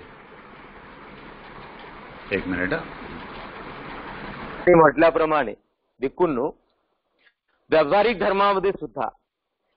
धर्मामध्ये सुद्धा आपल्या दिनचर्येमध्ये ज्या ज्या गोष्टी उद्भवतात आणि जे व्यावहारिक धर्म तुम्ही स्वीकार करत असता त्या प्रत्येक व्यावहारिक धर्मामध्ये नाना प्रकारची वेगवेगळ्या स्वरूपातील जे काही प्रश्न तुमच्यासमोर निर्माण होतात त्यातील अधिकांश प्रश्न मनुष्य हा स्वतः निर्माण करीत असतो. जसे बुद्धांनी सांगितलेल्या गोष्टी नाकारणे. पूर्वी म्हटल्याप्रमाणे जरापि दुःख. बुद्धांनी म्हटले भिक्खूंनो, म्हातारपण, वृद्धत्व हे दुःख आहे. वृद्धत्व हे दुःख आहे. आणि मग वृद्धत्वाची व्याख्या भगवंतांनी केली. डोक्याचे केस पिकणे आणि गळून पडणे हे वृद्धत्व आहे आणि हे सत्य आहे. याला तुम्ही कितीही नाकारा, ते सत्य आहे आणि ते सत्यच राहणार आहे. ते सत्यच आहे. ते सत्यच आहे. या पलीकडे त्याला कोणीही दुसरे वर्णन करून सांगू शकत नाही. हे वृद्धत्व आहे आणि हे सत्य आहे. आणि भगवंतांनी म्हटले की भिक्खूंनो, हे सत्य आहे. मनुष्य मात्रांनी याचा स्वीकार केला पाहिजे. पण आता पाहतो आपण काळामध्ये की वृद्धत्व आल्यानंतर केस पिकायला लागतात त्यावेळेला अनेक लोक, काही तरुणांचे केस पिकतात, काही मध्यवयातील असणाऱ्या लोकांचे केस पिकतात. केस पिकण्यास सुरुवात होते. वृद्धापकाळामध्ये ते पिकणारच आहेत. परंतु वृद्धापकाळामध्ये सुद्धा पिकलेले केस असणारे लोक त्या केसाला रंगवीत असतात, त्याचा स्वीकार करीत नसतात. केस पिकले याचे त्यांना दुःख होते. बुद्ध म्हणाले याचा स्वीकार करणं हे सत्य आहे. याचा स्वीकार तुम्ही केलाच पाहिजे, हे सत्य आहे. तर प्रचंड दुःखाचा तुम्ही स्वीकार करू शकाल आणि ते सामर्थ्य तुमच्यामध्ये निर्माण होईल. पण अशा पद्धतीने जर या छोट्या छोट्या गोष्टीला तुम्ही नाकारले, ही छोटी गोष्ट आहे असे म्हणून जर तुम्ही त्याला नाकारले, तर त्यामध्ये असलेला अर्थ मात्र प्रचंड मोठा आहे. की ते सत्य आहे. वृद्धत्व हे सत्य आहे. वयातील असणाऱ्यांचे, स्त्रियांचे, पुरुषांचे केस पिकतात, त्याला वेगळे रंग लागतात. बुद्धाने सांगितलं की सत्य आहे. दुःख आहे तर हे सत्य आहे, स्वीकार केला पाहिजे. स्वीकार करा.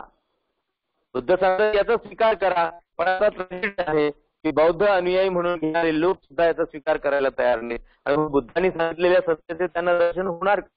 सत्य एक स्वरूपात नाही, सत्य अनेक प्रकारचे आहे. आणि जोपर्यंत प्रत्येक सत्याचा समान स्वीकार केला जाणार नाही तोपर्यंत मनुष्याची त्यातून सुटका होणार नाही. कोणाला असं वाटावं की हे नाकारलं म्हणून किंवा भगवंतांनी सांगितलं हे नाकारलं तर मी दुसऱ्याचा स्वीकार करतो, हे मात्र मनोरंजन होत असते. आणि म्हणून बुद्धांनी सांगितलेल्या सत्याला जर काटेकोरपणे स्वीकार केले तर मात्र कोणतेही कितीही प्रचंड दुःख असो त्याला सहज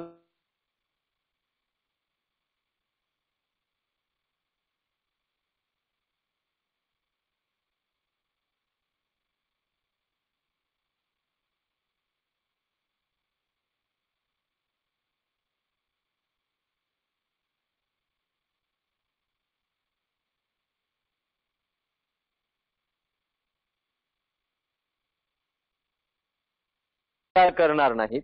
भिक्खूंनो, हे सत्य आहे आणि हे सत्य स्वीकार करा. हे सत्य स्वीकार करण्याचे बल धारण करा. हेच म्हणून आपल्या शरीर विश्वामध्ये जे जे काही उत्पन्न होतं, जसे पूर्वीच्या काळी आपण पाहिले तर आपल्या पूर्वजांना अनवाणी चालावं लागायचं. निर्धन असल्यामुळे, दारिद्र्य असल्यामुळे तर ते अनवाणी पायाने चालतच असत. पण पायात वाहनं घालण्याचा त्यांना अधिकार नसायचा. आपण त्यांचे वंशज. जीवनभर सतत अनवाणी पायाने ते चालत असायचे. त्यातून त्यांना त्या ज्या संवेदना प्राप्त व्हायच्या, जे ते दुःख त्यांना व्हायचे अनवाणी चालण्याचे, त्या अनवाणी चालण्याच्या दुःखाचा त्याही अवस्थेत स्वीकार केला आणि जीवितपर्यंत त्या दुःखाचा स्वीकार करत ते जीवन राहिले. त्याला तुम्ही नाकारत नाही. आपण त्यांचे वंशज. अलीकडच्या काळात बाबासाहेब आंबेडकरांनी आपल्याला संपत्ती मिळवून दिली, संपत्ती मिळवण्याचा अधिकार मिळवून दिले. आता आपण एवढे असभ्य झालो की भोजन करत असताना, जेवण करत असताना टेबल खुर्चीवर जेवण करतो मध्ये आपल्या शर्ट जोडत असतात. म्हणजे सत्य आहे ते या शरीर विश्वामध्ये जर आपल्याला स्वीकार करावायचा असेल तर ह्या ज्या गोष्टी आहेत या आपल्याला स्वीकारल्या पाहिजे. हे नाकारून चालणार नाही.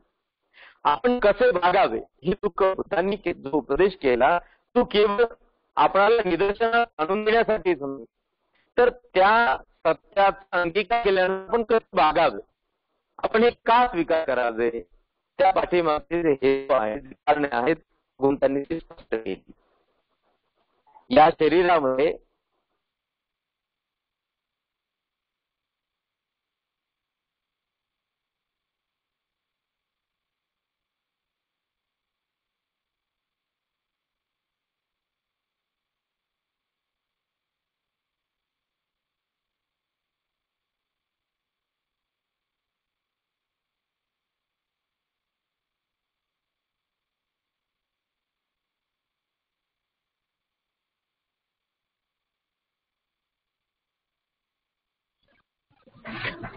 हा, फोन करून सांगा त्यांना.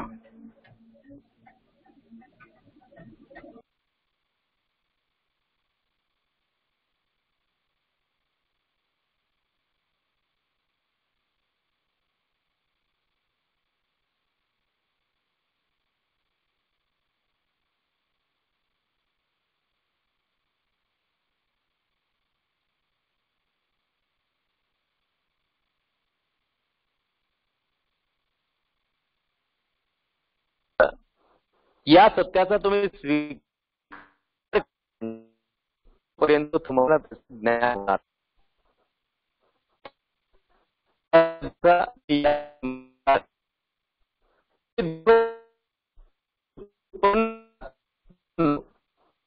या दुःख उत्पन्न या त्याचा समुदाय तुमची युक्ती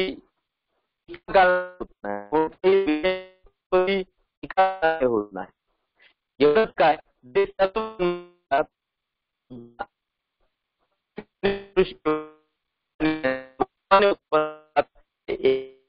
होत आहे.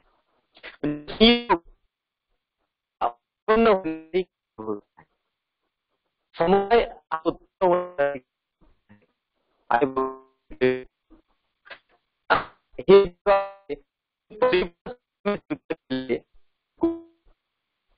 हे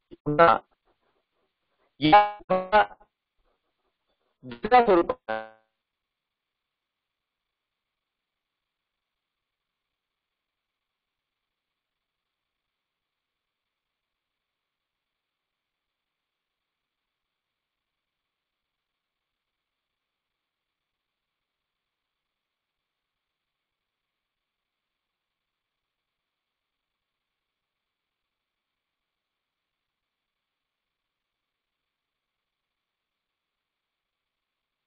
उत्पन्न होण्याचे जे काही समुदाय आहेत, कारण आहेत, सृष्टी कारणावर कृष्णा भवना होत दुःखाचा समुदाय आहे, त्याला मी सांगलं किती सृष्टी उत्पन्न झाली, ती विद्या उत्पन्न हा हे जेव्हा जाणले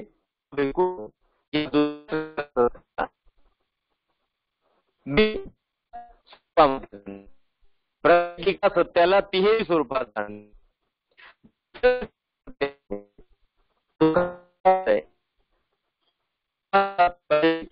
हा दुःखाचा समज आहे त्याला स्वरूपात झाले.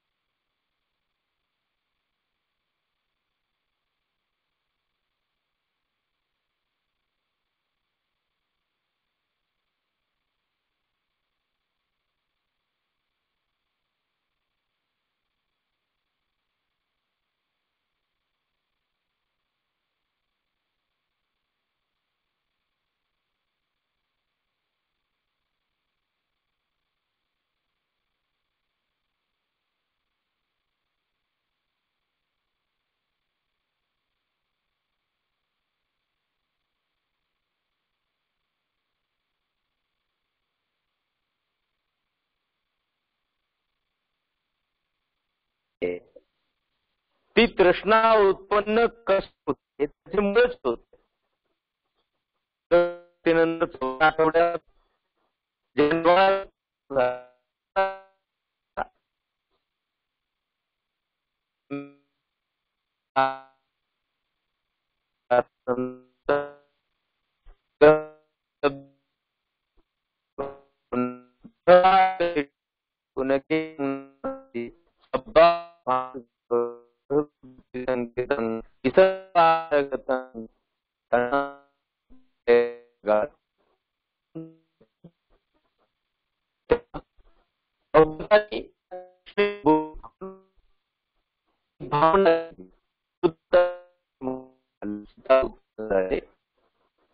असंख्य कोटी कल्पापर्यंत दुःख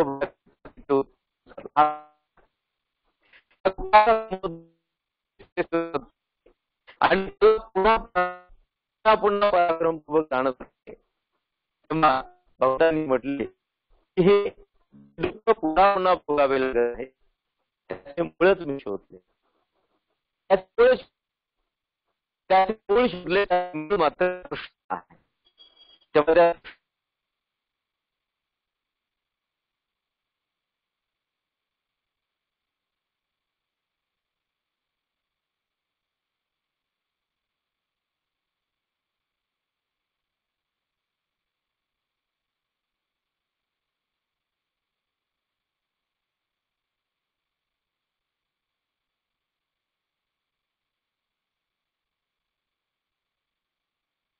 उत्पन्न होत आहे. हे तृष्णे, मी तुला पाहिले तोसी पुनगे हंसासी. आता नाही आणि आहे. आता नाही कारण हे आहे इथे या की करू शकत नाही. झालेले आहे. एक नाही दिवस होणार आहे, होणार आहे हे नष्ट करावी लागेल. ती आपोआप नष्ट होणार आहे.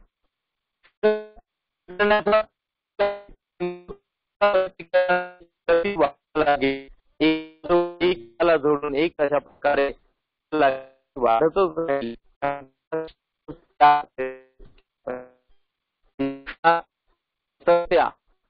आणि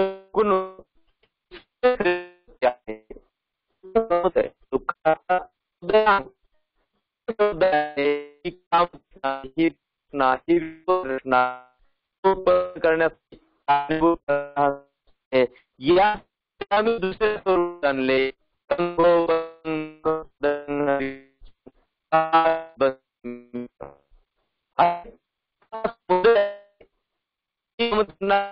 विभव तृष्णा योग्य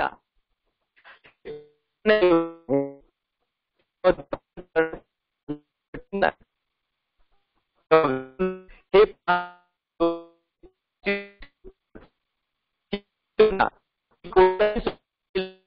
प्राण करण्यास योग्य आहे.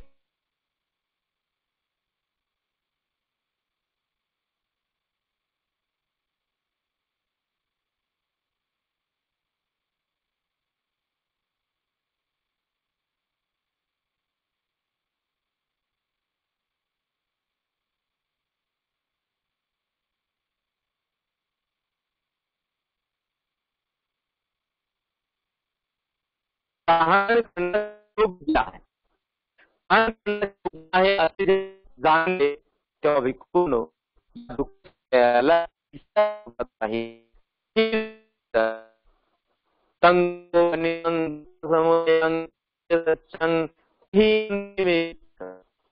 प्रहार करण्यास योग्य आहे असे जेव्हा सिद्ध उत्पन्न झाले, चक्षु प्रज्ञा उत्पन्न झाली,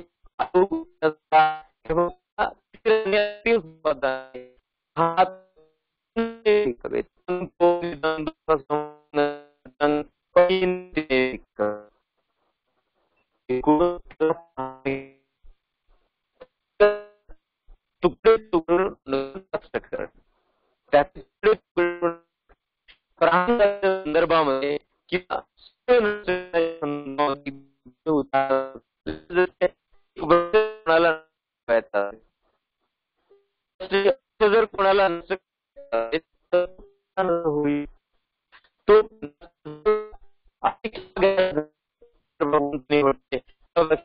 पाणी तोडलं पाहिजे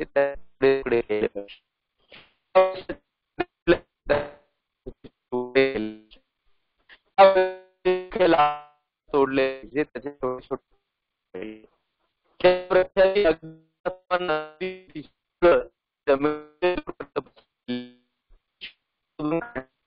आणि तुटे केले पाहिजे त्याला एकत्र करून सगळ्यांचे तुकडे एकत्रित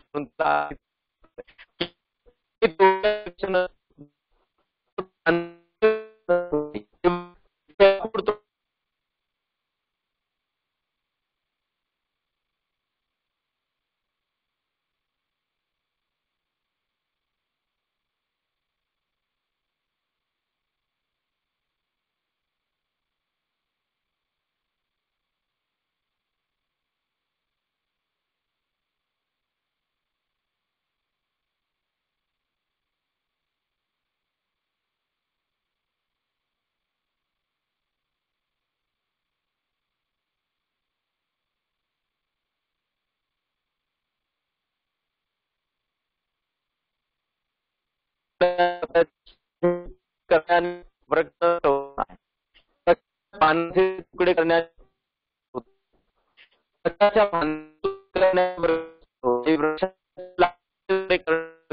होत नाही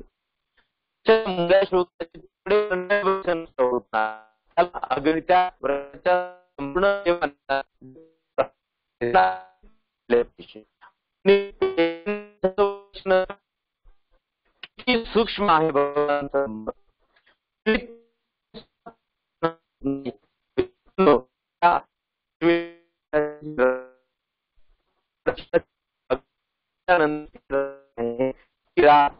वाहत्या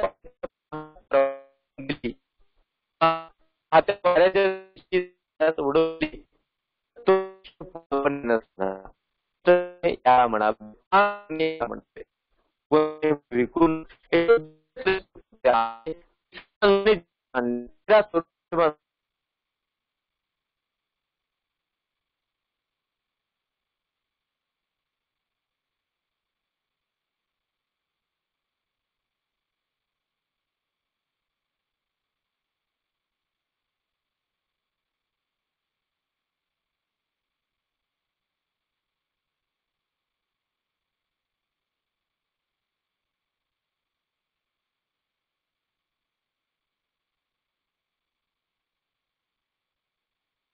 निश्चितपणे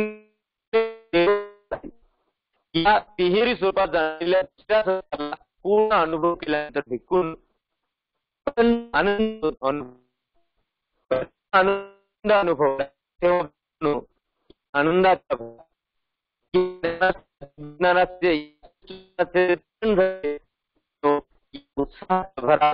आनंदात जाणले की अरे या दुःखाचा निरोध आहे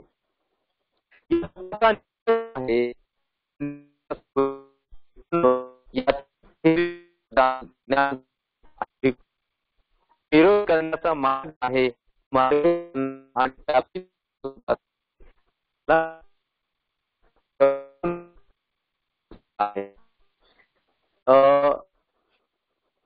कलेक्टिव्ह मध्ये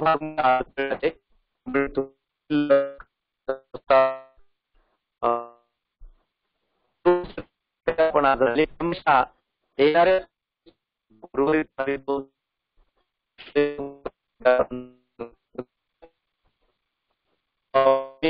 पूर्वी म्हणावं होतं की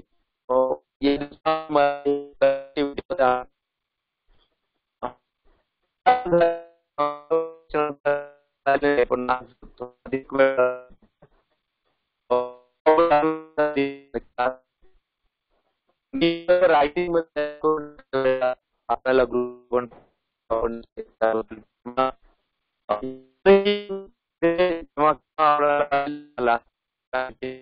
आपले जे कंटिन्यू रेग्युलर श्रोते आपण आहात, आपल्यापैकी कुणा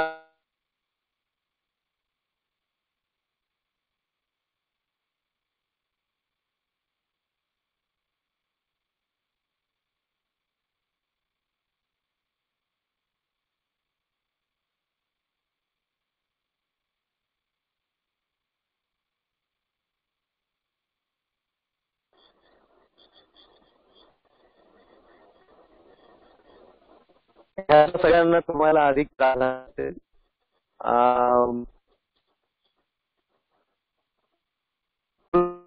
मला इथे कधी आला नाही, पण क्लायमेट चेंज यापुढे सुद्धा अशोक भाऊ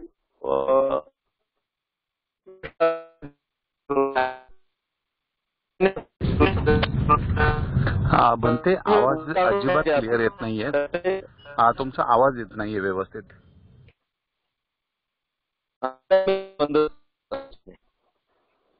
म्हणजे माझे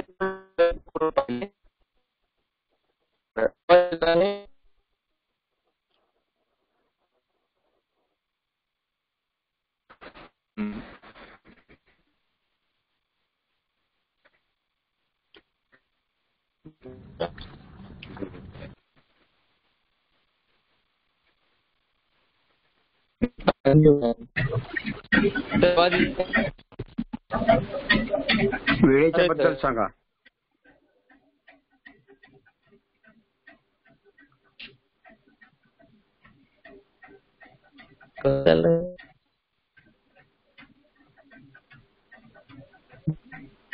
आवाज येऊन नाही राहिला आणि जवळपास 15 ते 20 मिनिटापासून आवाज येऊन राहिला बरोबर. त्याच्यामुळं आटोपतं घ्यावं, कारण त्याचा काही फायदा नाही होऊन राहिला.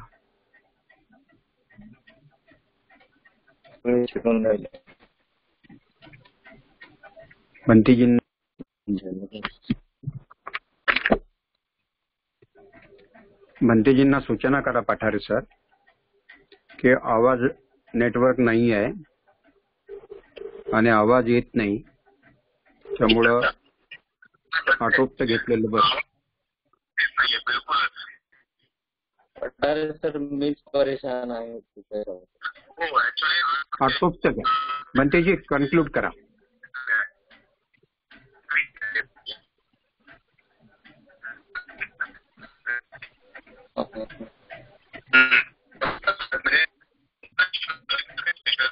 माझ्याकडे आहे.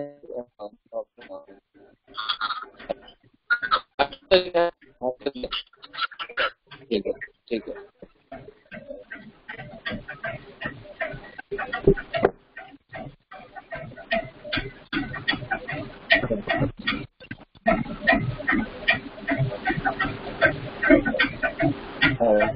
नऊ क्रॉस झालेलं आहे, आपण आटोपतं घेतलं पाहिजे.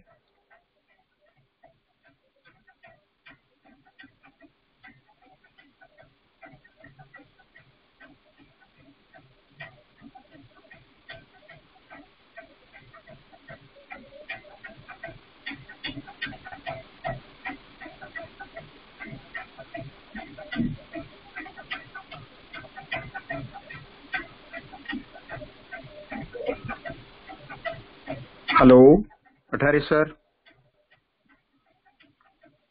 हॅलो. हा भाऊ, माझा आवाज येतो तुम्हाला? आपण थांबूयात आता. मी बनतेंशी बोलणं झालं माझं.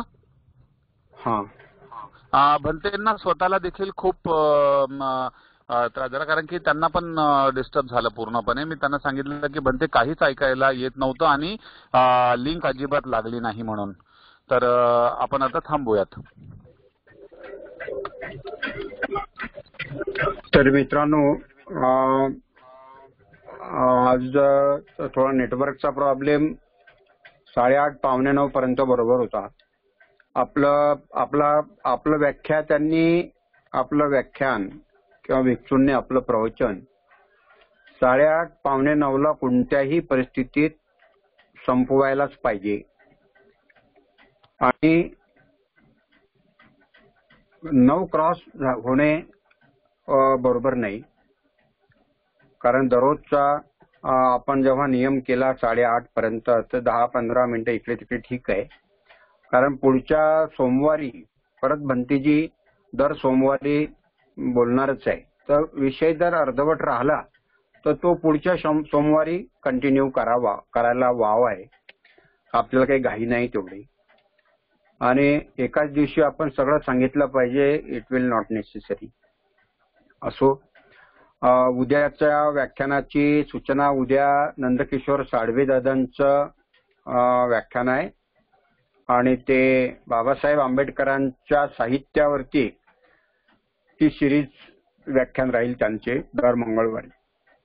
वेगवेगळ्या त्यांच्या बाबासाहेबांच्या ग्रंथांचा ते परिचय करून देणार आहेत. तर उद्याला ते नंदकिशोर दादा साळवे नाशिकचे बोलणार आहे. भंतेजींचे ऋण मानतो, आपले सर्वांचे ऋण मानतो आणि जे आजारी असतील ते आजारातून बरे होत, ज्यांच्याकडे मृत्यू झाला असेल ते त्या विरहातून मुक्त होत, अशी आपण सर्वजण मंगल कामना करूया. सर्व प्राणी मात्रांच्या सुखाची, सर्व मानवांच्या सुखाची आपण मंगल कामना करूया. सर्वांनी हात जोडावे. सबका मंगल हो, सबका मंगल हो, तेरा मंगल मेरा मंगल, सबका मंगल हो, सबका मंगल हो. दृश्य और अदृश्य सभी जीवों का मंगल हो रे. जल के थल के और गगन के प्राणी सुखिया हो, सबका मंगल हो. 10 दिशाओं के सब प्राणी मंगल लाभी हो रे. निर्भय हो निर्भय बने सब, सभी निरामय हो, सबका मंगल हो. फिर से जागे धम्म जगत में, फिर से होवे जन कल्याण.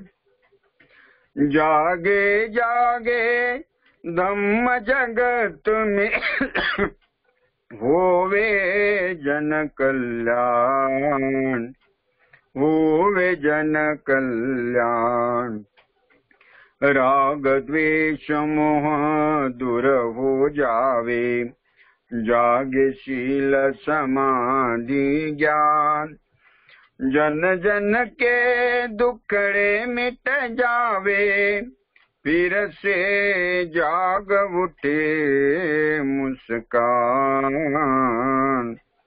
जाग उठे मुस्कान. जागे जागे धम्म की वाणी, मंगल मूल्य महाकल्याणी. जागे बुद्ध सदृश्य कोई ज्ञानी, होवे सुखी सब जग के प्राणी. सबका मंगल, सबका मंगल हो, सबका मंगल हो. सब पाप सकरणं कुशलस्य उपसंपदा, सचित्त परियोदपनं एतं बुद्धान शासनं. धम्मं चरे सुचरितं नतं दुच्चरितं चरे, धम्मचारी सुखं सेति अस्मिन् लोके परम्मिच. न तावता धम्मधरो यावता बहुवासति यो च पंपे सुत्वानं धम्मं कायेन पश्यति सवेधम्मधरो होति यो धम्मं नापमज्जति नत्थि मे शरणं अय्यं बुद्धो मे शरणं वरं एतेन सच्चवज्रेण होतु मे जयमङ्गलं नत्थि मे शरणं अय्यं धम्मो मे शरणं वरं एतेन सच्चवज्रेण होतु मे जयमङ्गलं नत्थि मे शरणं अय्यं संघो मे शरणं वरं एतेन सच्चवज्रेण होतु मे जयमङ्गलं नमो बुद्धाय नमो धम्माय नमो संघाय साधु साधु साधु इमाय धम्मानुधम्म पटिपट्टिया बुद्धं पूजेमि इमाय धम्मानुधम्म पटिपट्टिया धम्मं पूजेमि इमाय धम्मानुधम्म पटिपट्टिया संघं पूजेमि। वेळेचं तारतम्य लक्षात घेता हा कार्यक्रम इथे संपला असं जाहीर करतो. उद्या भेटू पुन्हा सर्वजण सायंकाळी 7:30 वाजता. जय भीम. नमो बुद्धाय.